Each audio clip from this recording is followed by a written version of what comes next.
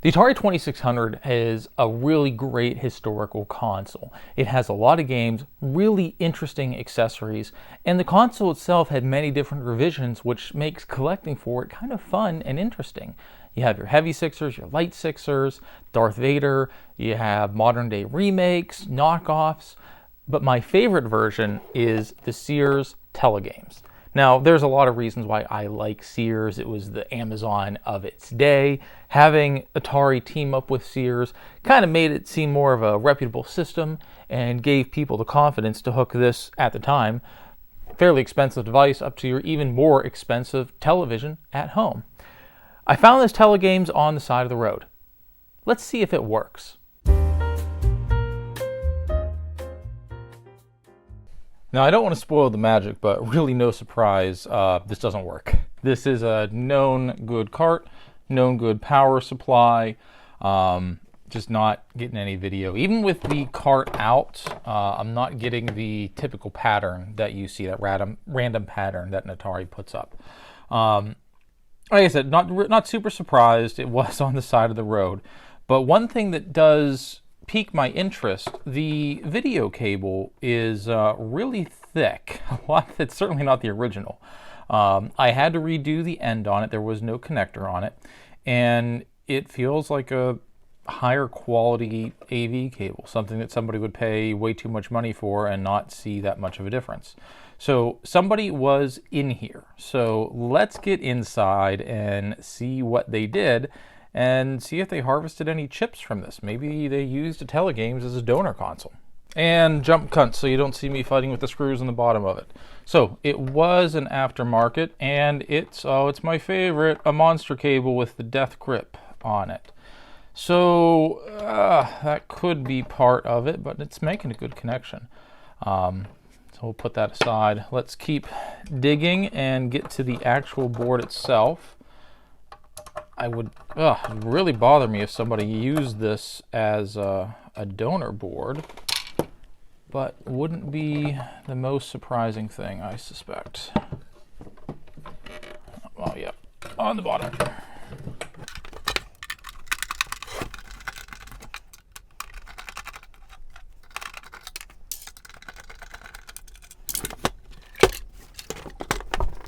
All right, so now, while we get to the inside of this, I kind of want to expand a little bit on my comment earlier.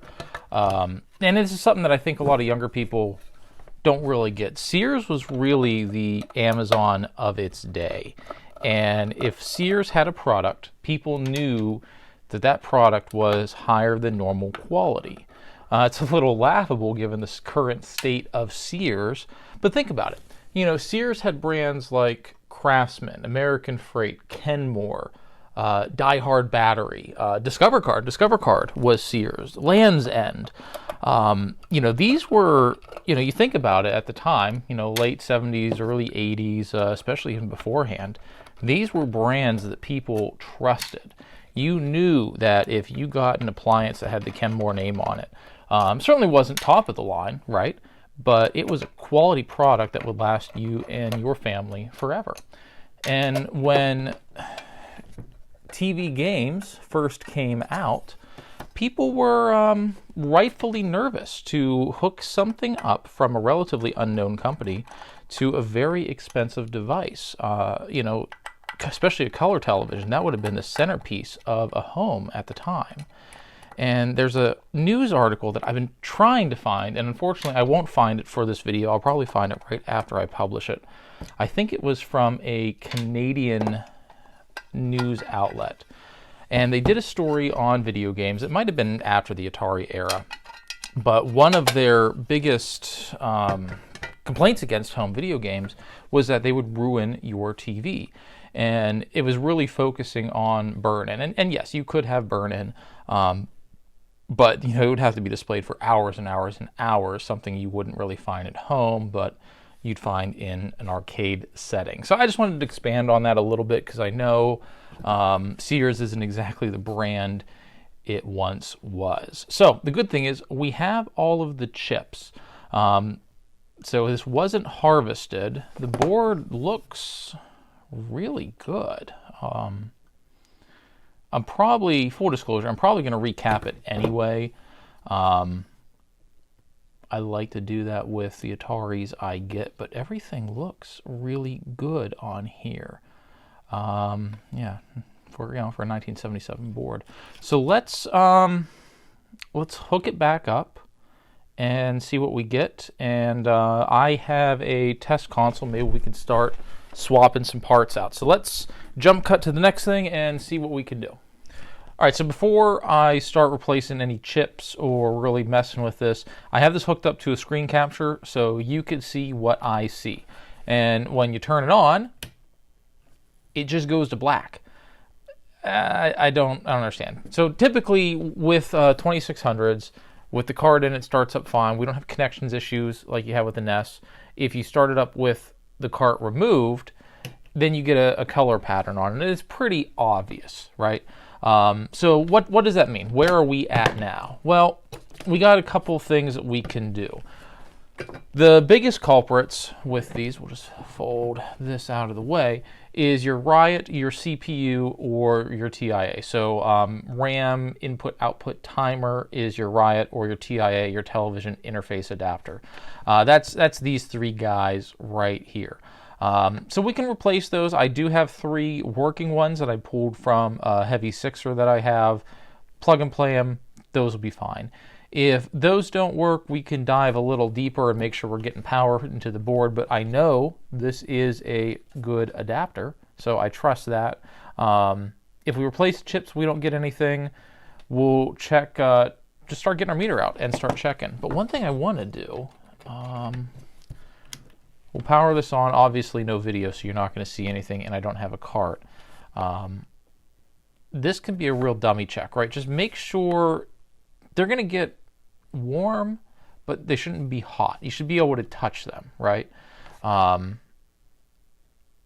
don't really notice anything, so I don't think there's any issues with these chips. So, but what we'll do, we'll pull them. I'll pull the chips one at a time. We'll put them in another board, and we will.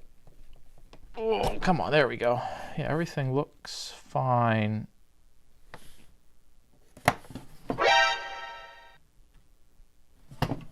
Hold on. There should be a crystal here. Hold on. Let's get this.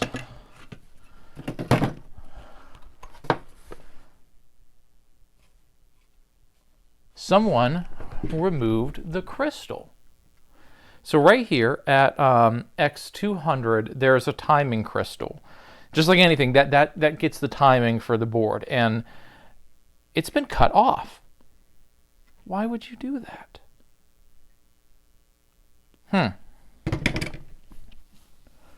Well, that's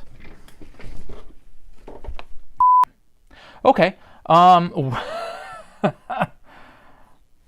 We'll put this guy back in, and yeah. Well, it has been an eventful few weeks. A couple big things came up with this. One, this is a brand new shot. I've never used this shot on the channel before, so that's exciting. But 2, I took all 3 of the chips, the TIA, the CPU, and the Riot chip, put them in a known good board, worked fine. Put those back into this board. I took the crystal from a working 2600, and this board worked fine. So somebody just harvested the crystal from this to fix another board. I kind of understand it, because the crystal Atari used for this is 3.579576 megahertz. That's a unusual crystal. You just can't go to DigiKey or Mauser and find that crystal. So I reached out to Console 5 and I said, hey, look, I'm missing one of these crystals. Have you seen this before? What would you recommend? Not sponsored at all, but Console 5 is a really great resource for people in this community to try to get old game systems or computers running again, do some maintenance, get parts. One of the biggest things that I love about Console 5, and one of the reasons why I keep returning to them, is the cat kits. You just buy the kit, has all the capacitors you need, and any other parts that may or may not go bad in some of these systems. You'll see me talk about it again in a future video for a Sega Game Gear. Bought the cap kit, ready to go. That way you don't have to go on and find each individual piece part. It just makes things easier. So big thanks for Console 5, and really a big thanks for Luke. I had a bunch of emails back and forth with Luke talking about this, and he graciously sent over a crystal. It is 3.579545 megahertz. That's close enough. So we have the crystal here. I did some testing with this crystal.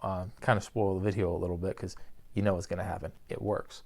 But I did some testing with this crystal, and I sent a video over to Luke of the OEM crystal and this crystal in a known good system. And surprise, the difference is so minute you don't even pick it up. So if you go to Console 5's website now, you'll see the crystal, 89 cents a piece. They show the difference here. The frequency difference between the original crystal and this one is 0.00003 megahertz. It's just, it's fine. You won't notice it. I did some pretty extensive testing with both, where really scientific too, where I'd play Asteroids for like 30 minutes on the original crystal, and then I'd swap it out real quick and then play Asteroids again on the new one, just making sure the timing was right. I didn't notice any difference. So if for some reason you missing a crystal on Atari 2600, Console 5 now has them in stock, and highly recommend it. So that's my plug for Console 5. Thank you, Luke, for working with me on this. Really appreciate it.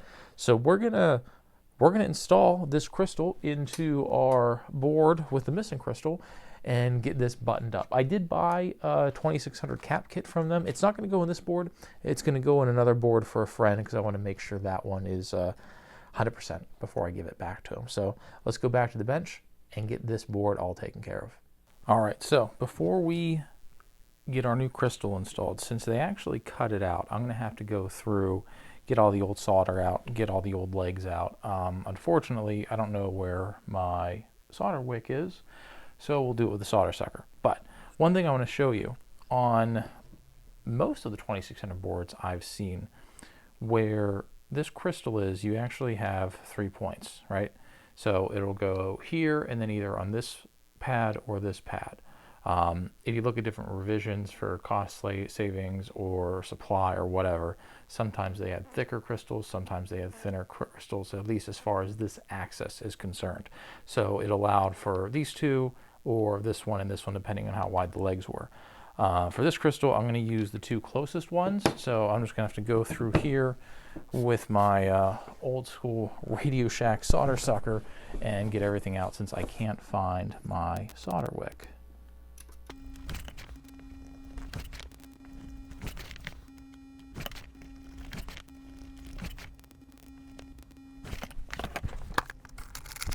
All right, so we got our crystal installed. Let's pop in Asteroids here and give it a test. There you go. Well, overall, pretty easy repair as long as you find that part, which is now in Console 5 store. So if you need one of those crystals, go on over to Console 5 and you can pick it up. So let's get this button back up and we'll be ready to go. I'm ready to play some Atari.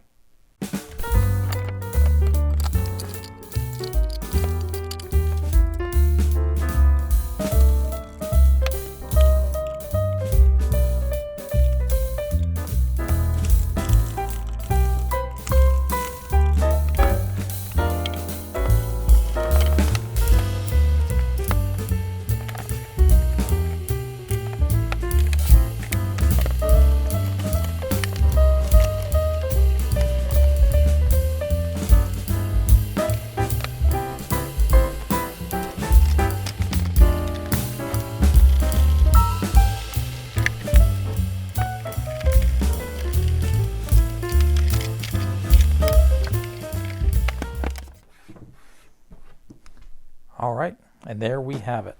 Our SEARS TeleGame Light 6er 2600, ready to go and play and ready to be enjoyed. Well, hey, thanks for joining in on this episode of Retro Tech or Die. I hope you enjoyed this. If you do, like and subscribe, tell your friends, and we'll check you next time.